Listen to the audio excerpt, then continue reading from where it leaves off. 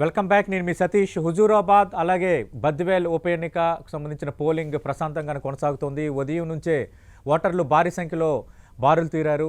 ఖచ్చితంగా పెరిగే ఓటింగ్ శాతం ఆధారంగానే అభ్యర్థుల విజయ అవకాశాలు ఉంటాయన్న అంచనాల్లో పార్టీలు ఉన్నాయి. అలాగే ప్రధానంగా ఓటర్లను పోలింగ్ కేంద్రాలకు తరలించేందుకు అన్ని పార్టీలు ప్రధానంగా ఏర్పాట్లు చేశాయి. ఖచ్చితంగా పోలింగ్ శాతాన్ని పెంచాలన్న యోచనలో పార్టీలు కూడా ఉన్నట్లుగా తెలుస్తోంది. కోవిడ్ నిబంధనలు పాటిస్తూ 2 కేంద్రాల్లోనూ పోలింగ్ కొనసాగుతోంది. స్పెసిఫిక్గా సాయంత్రం 6 గంటల నుంచి 7 గంటల వరకు ఆ గంట సేపు ఆల్రెడీ ఎవరైనా కోవిడ్ పేషెంట్స్ ఉంటే వాళ్ళకి ఓటు హక్కు కల్పించేటట్టుగా ఎన్నికల సంఘం ఏర్పాట్లు కూడా చేసింది.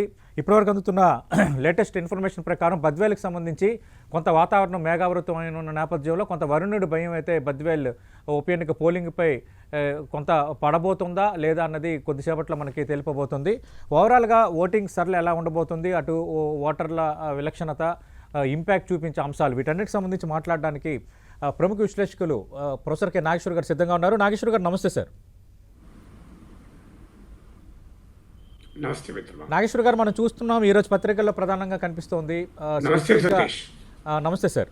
స్పెసిఫిక్గా గతంలో 6,000 అన్నది ఇప్పుడు 10,000 వరకు కూడా నిన్న పలికింది ఓటు రేటు అని. అలాగే మనం మొన్న కూడా మాట్లాడుకున్నాం, చాలామంది మాకు డబ్బులు అందలేదంటూ రోడ్లపైకి వచ్చి ఆందోళన చేసిన సందర్భం కూడా చూసాం. అంటే ఇప్పుడు ఎకనామిక్స్లో ఒక సూత్రం ఉంది, డిమాండ్ అండ్ సప్లై సూత్రం అని.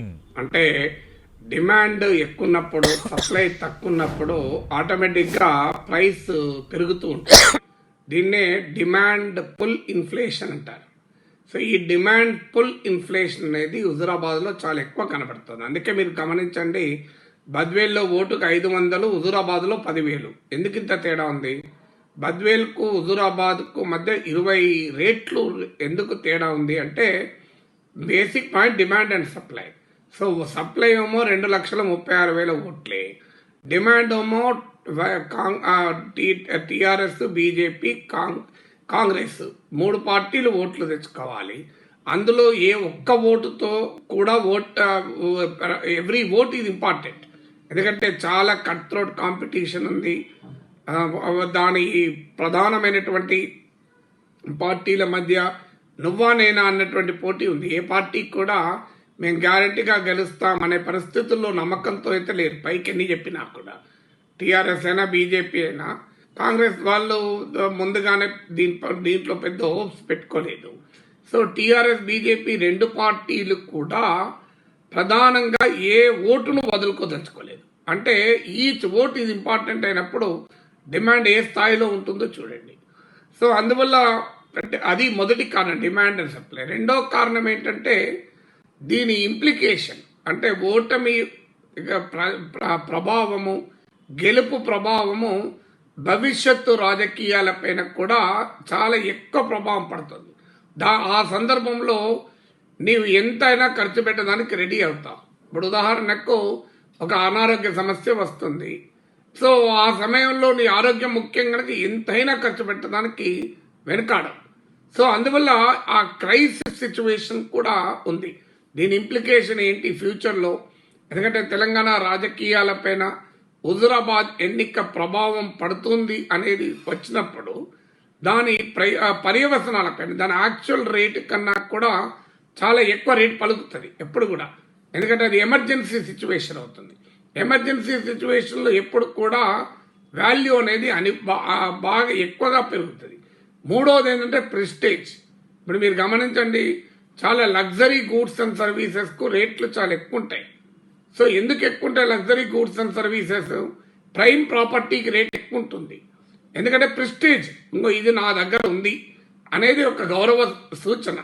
సో చాలా నిజంగా చెప్పాలంటే పెద్ద పెద్ద లగ్జరీ కార్లు ఎందుకు కొంటారు? అదొక symbol of prestige, symbol of esteem. So ఈ ఎన్నిక గెలవడం కూడా ఉభయులకు, అటు టీఆర్ఎస్కు, ఇటు బీజేపీకి, అటు కేసీఆర్కి, ఇటులకు పర్సనల్ ప్రెస్టేజ్గా కూడా మారింది, వ్యక్తిగత ప్రతిష్టకు కూడా ప్రధానమైంది. ఇప్పుడు అందుకే మీరు గమనించండి, మీకు వేలం పాటల్లో వస్తువులు కొంటూ ఉంటారు.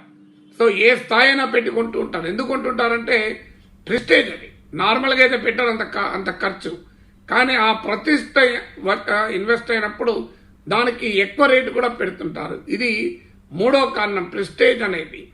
నాలుగో కారణం ఏంటంటే కెపాసిటీ. పోటీ చేస్తున్న రెండు పార్టీలకు బలం ఉంది, సామర్థ్యం ఉంది, పెట్టగలిగే సామర్థ్యం ఉంది. ఇప్పుడు ఉదాహరణకు మీకు 100 కోట్లు ఉన్నాయనుకోండి, ఒక 10 లక్షలు పెట్టాలని మీరు వెనకాడతారా? అదే మీకు ₹1 ఉన్నాయనుకోండి, 10 లక్షలు పెట్టలేరు. సో అందువల్ల cost is also related to the capacity of the consumer to spend.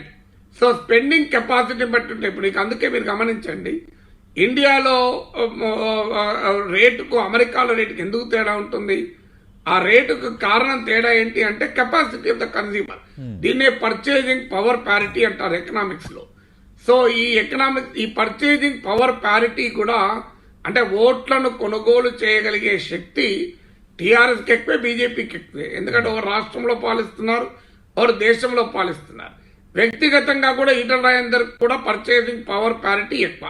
Purchasing power parity ఎక్కువ ఉన్న చోట కాస్ట్ ఎక్కువ ఉంటుంది. ఇప్పుడు సేమ్ వస్తువు ఇండియాలో, ఇప్పుడు ఒక మనిషి మీకు ఇంట్లో పని మనిషి కావాలి, ఒక డ్రైవర్ కావాలి, ఇండియాలో ఉన్న శాలరీకి అమెరికాలో ఆ శాలరీ ఇస్తే దొరుకుతారా? ఎందుకు దొరకరు?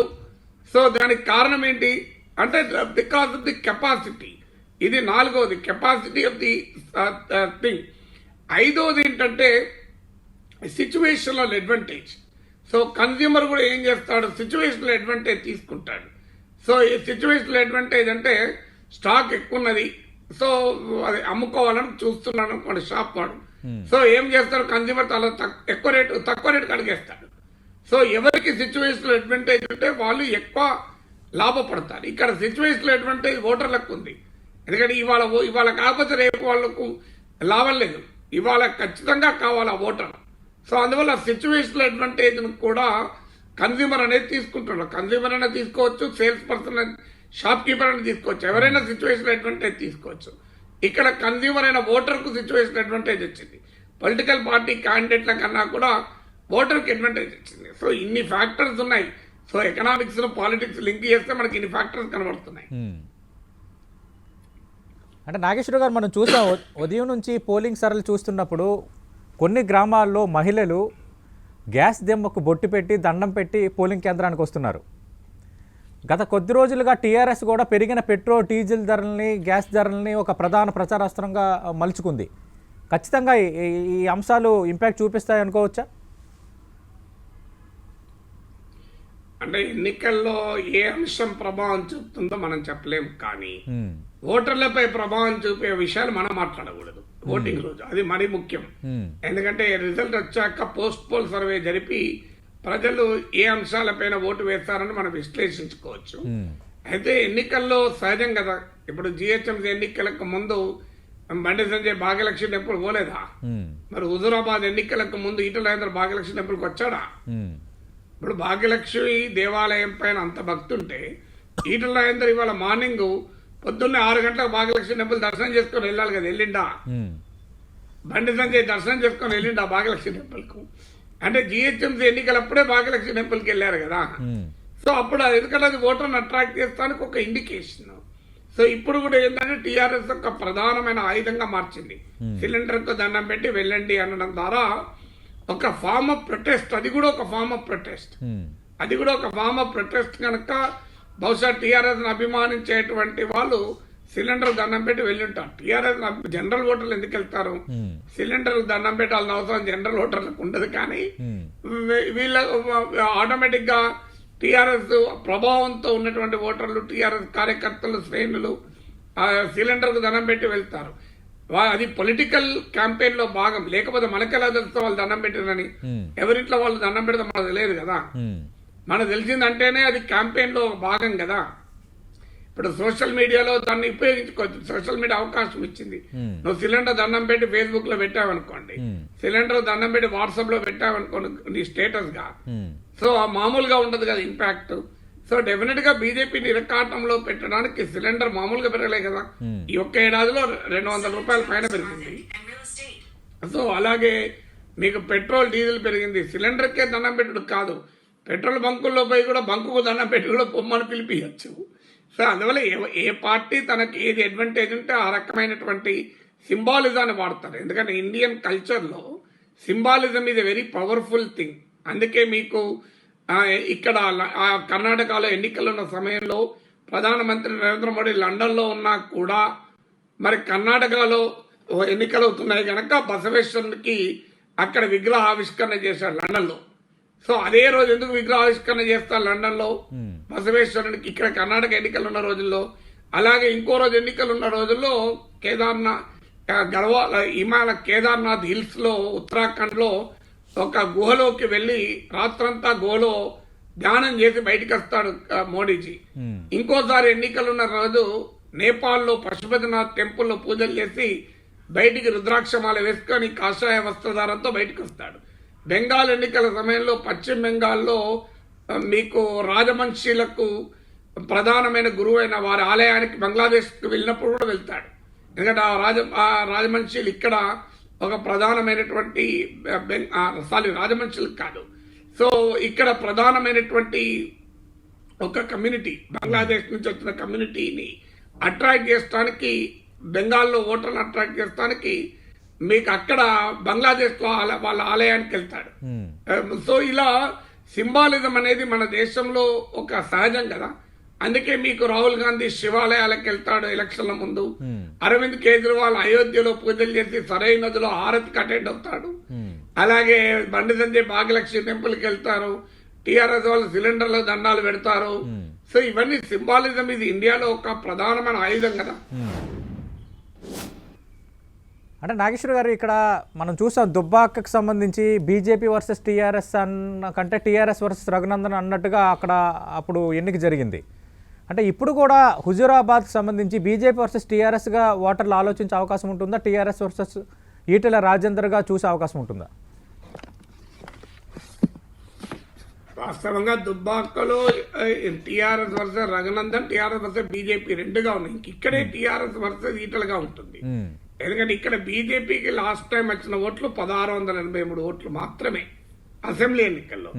అజ్యూమింగ్ మీరు ఈ ప్రశ్నకు, మీరు అడిగిన ప్రశ్న సమాధానం కావాలి అంటే, ఈటల రాజేందర్ కనుక క్యాండిడేట్ అయి ఉండకపోతే, assuming that Etela Rajender TRS నుంచి తిరుగుబాటు చేసి ఆయన ఇండిపెండెంట్ గా పోటీ చేసి బీజేపీ వేరే అభ్యర్థిగా పోటీ చేసి ఉండుంటే టీఆర్ఎస్ వర్సెస్ బీజేపీగా ఉండేదా? అవును. దాని ఆ ప్రశ్నకు ఆన్సర్ వస్తే ఈ ప్రశ్నకు ఆన్సర్ వస్తాయి. సో ఈటల కనుక బీజేపీలో చేరక ఉప ఎన్నిక వచ్చుంటే బీజేపీ వాళ్ళు ఏదో ఒక వేరే అభ్యర్థిని పెట్టేవాళ్ళు కదా. పెడితే బీజేపీ ఒక ప్లేయర్ గా ఈ ఎన్నికల్లో ఉండేదా? అందువల్ల డెఫినెట్ గా ఎన్నికల ఫలితంతో సంబంధం లేకుండా ఇది Etela versus KCR, Etela versus TRS గా మాత్రమే జరిగిన పోటీ, అనుమానమే లేదు. సో అందులో దానికి అందుకే నీకు ఈ క్వశ్చన్ వేసింది. ఈటలే క్యాండిడేట్ కాక వేరే క్యాండిడేట్ ఆ పరిస్థితి ఉండేదా? దుబ్బాకలో వాస్తవంగా బీజేపీకి రఘునందన్ రావు వాల్యూ అడిషన్ అయ్యారు. సో రఘునందన్ రావు అంతకు ముందు కూడా 2 సార్లు పోటీ చేశారు. సో బీజేపీకి వాల్యూ అడిషన్ దుబ్బాకలో రఘునందన్ రావు ఇది వాల్యూ అడిషన్, అదనపు విలువను సమకూర్చారు.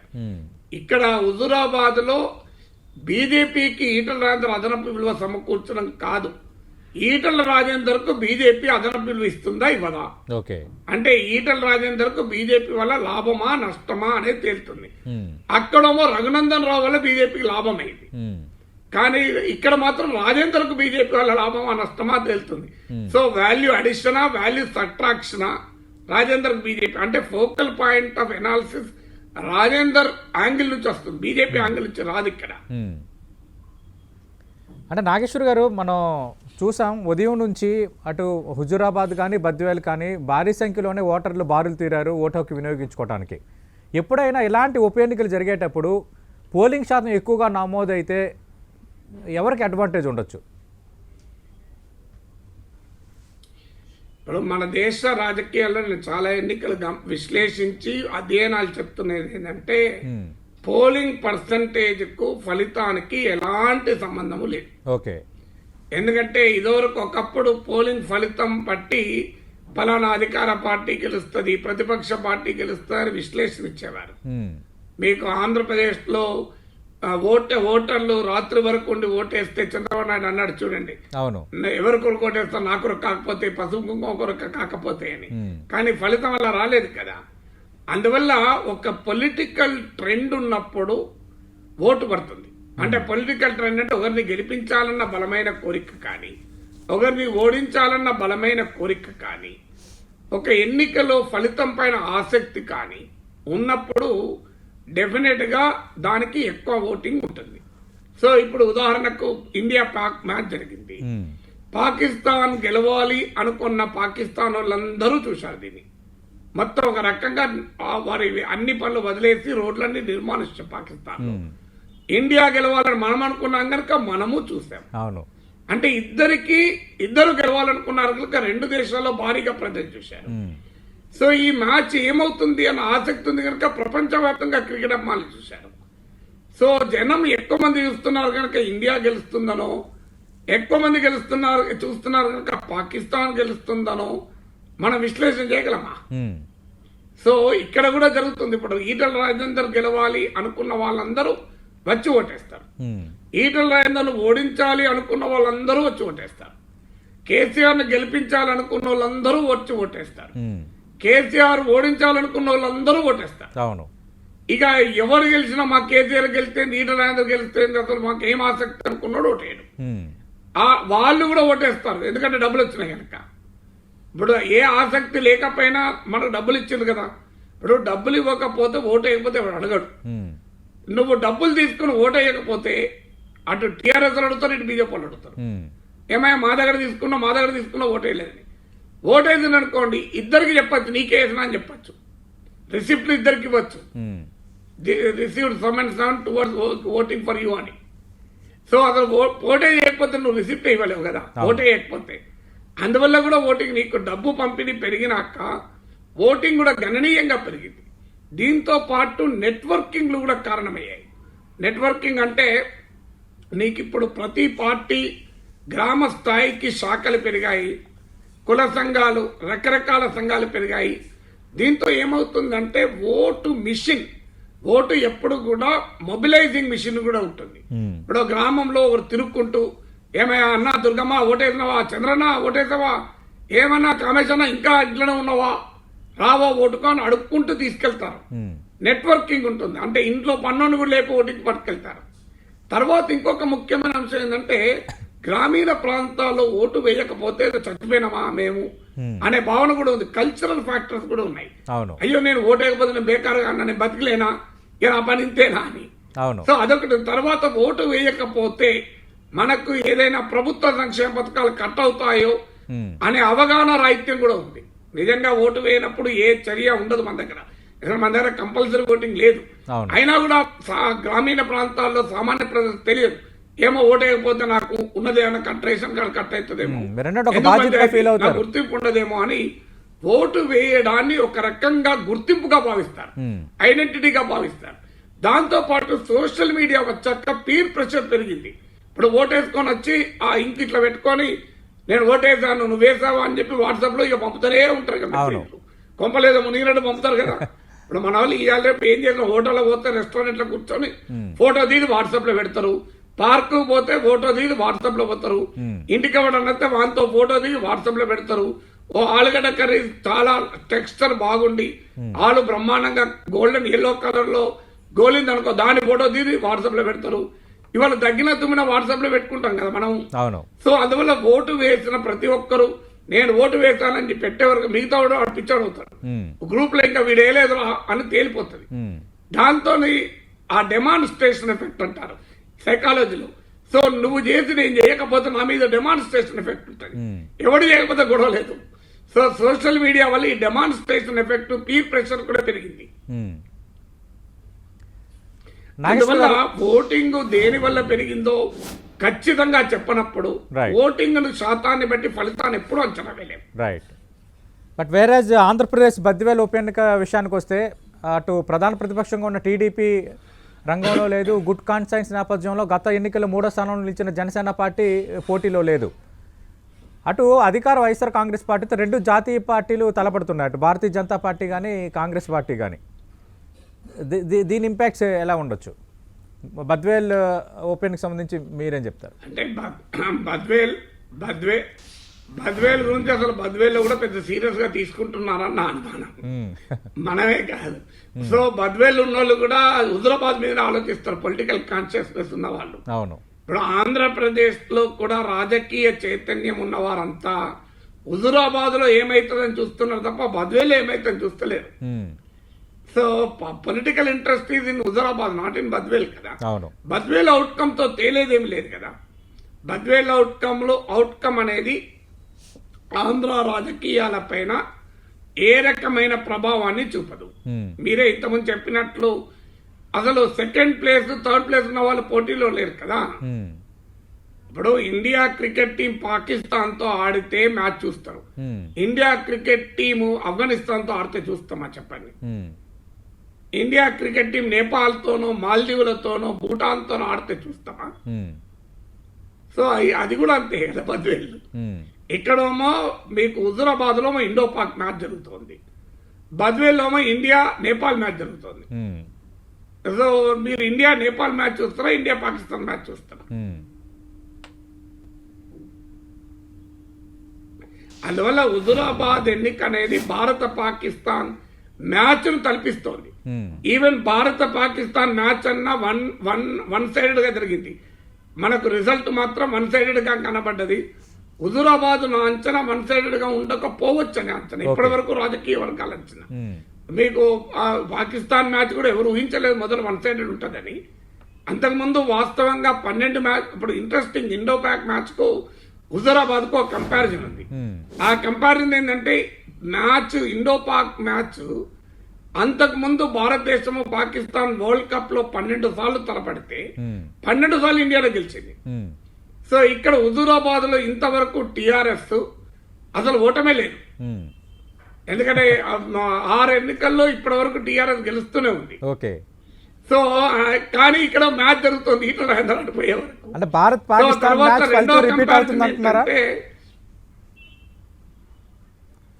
లేదా అలా అనడమే లేదు. అంటే అందుకే అనేది అలా అంటే మనం ఫోర్కాస్ట్ చేసిన వాళ్ళం అవుతాం, అది పద్ధతి కాదు ఎన్నికల ఓటింగ్ రోజు. సో అలా అసలు భారత పాకిస్తాన్ రేపు మళ్ళీ మ్యాచ్ ఆడితే ఎలా ఉంటుందో తెలియనప్పుడు భారత్ పాక్ మ్యాచ్ యొక్క ఫలితం హుజూరాబాద్ ఎందుకు రిపీట్ అవుతుంది మనం చెప్పగలం. అసలు మళ్ళీ రేపు సెకండ్ మ్యాచ్ ఏమైతుందో తెలియదు. భారత్ పాకిస్తాన్ మ్యాచ్ మళ్ళీ ఒకసారి ఆడండి ఏమైతుందో తెలియదు. అదే పిచ్ లో మళ్ళీ నెక్స్ట్ మ్యాచ్ ఆడండి గ్యారెంటీ లేదు. ఎన్నికలు కూడా అంతే. సో ఎన్నికలు కూడా ఎలా అయ్యాయంటే ఇవాళ ఎన్నికలు జరిగితే ఒక ఫలితం ఉంటుంది, రేపు ఎన్నికలు జరిగితే ఒక ఫలితం ఉంటుంది. ఇంకొక మ్యాచ్ ఏంటంటే మనం అతిగా హుజూరాబాద్ పైన ఫోకస్ పెడుతున్నాం. హుజూరాబాద్ ఉప ఎన్నిక ఫలితాన్ని బట్టి 2023లో తెలంగాణ రాజకీయాల్ని అంచనా వేయలేము. ఇది నేను చాలాసార్లు చెప్పాను. నంద్యాలలో ఫలితాన్ని బట్టి మీకు 2014లో ఆంధ్రప్రదేశ్ రాజకీయాల నిర్ణయం జరిగిందా? 2012లో జరిగిన ఉప ఎన్నికల్లో బట్టి జగన్మోహన్ రెడ్డి భారీ విజయం సాధించారు. 2014లో ఓడిపోయారు కదా. ఇప్పుడు గోరఖ్పూర్ ఫూల్పూర్ ఉప ఎన్నిక బట్టి 2019 ఎన్నికలు జరిగాయి. 2014-19 మధ్య జరిగిన అన్ని ఉప ఎన్నికల్లో బీజేపీ ఓడిపోయింది.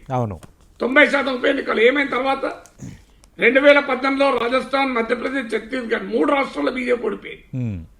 ఈ 3 రాష్ట్రాల్లోనే 78 సీట్లు వచ్చాయి, 78 సీట్లు ఉన్నాయి. ఈ 78 సీట్లో మళ్ళీ బీజేపీ మెజార్టీ గెలుచుకుంది కదా, అత్యధికం. అందువల్ల రాజకీయాల్లో ఉప ఎన్నికలు అనేది భవిష్యత్తు రాజకీయాలకు ఒక ఇండికేటర్ కానే కాదు.